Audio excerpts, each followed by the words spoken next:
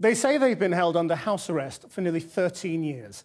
But tonight, two daughters of King Abdullah of Saudi Arabia speak on camera for the first time to this programme, alleging they're being held against their will by their own father in the royal compound in Jeddah. The astonishing interview comes as the US President Barack Obama has been meeting the king 500 miles away in Radat Karaim. Fatima Manji has this exclusive report. Princess Sahar on the right with her sister Princess Jawahir, speaking out for the first time on camera within the royal compound in Saudi Arabia. They are daughters of King Abdullah.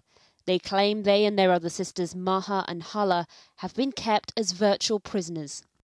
Why are we, grown women, held against our will? And I believe that we are hostages, actually. This compound, which they filmed for us, is now their entire existence. This is the gate. Their only window onto the world is access to the internet, which they fear will be shut down after this interview. Locks from the outside. This is a risk we're taking, actually, and we're happy to do it, and we know, we understand full well the repercussions, absolutely, but we don't know what's going to happen. It's horrendous. You're cut off, you're isolated, you feel alone, you feel, it's psychologically tormenting. Who is responsible for holding you under this effective house arrest? For sure. Our father, the king, is responsible. President Obama landed in Riyadh earlier today ahead of his meeting with their father, the king. They met at Radat Karaim to discuss Syria and regional security and then had a private dinner. 500 miles away, the king's daughters say the meeting is shameful. Well, actually, any leader, I think, meeting with the king or any Saudi official is responsible for what is happening in Saudi Arabia. It's a shame to meet such a leader that has 4 women, grown women, locked up just because he wants to. And especially that they speak of human rights. The princesses say they decided to go public after their father said they would never be allowed to leave. He basically threatened us. He told us that our situation will never change, and when he dies, our brothers can continue detaining us and continue the abuse.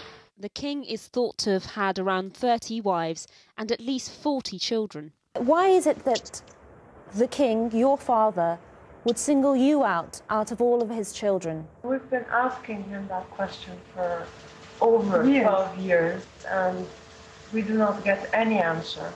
All we get is, let your mom come back, let your mom come back. Their mother, Al-Anud Al-Fayaz, is divorced from the king and now lives in London. She went public 2 weeks ago for the first time, and since then the princesses say their situation has deteriorated. Denied every single right. And now the right to eat and drink. We are being starved now, yes. We asked the Saudi embassy in London to respond to this claim. As yet, we haven't heard from them. Earlier in the week, they told us this is a private matter. But the princesses are very clear. Women throughout the kingdom are suffering, and they say it's a system of male guardianship which allows men to dictate a woman's every movement. We are just an example of so many families, so many women go through. We're just a tiny, tiny example.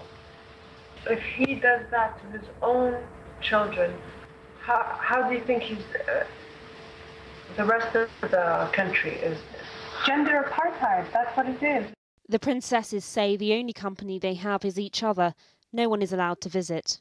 We all have dreams. We want to continue studying, we want to work, we want to live our lives normally, have the chance to marry, have children. God knows, I mean, life is full of things that one would like to do.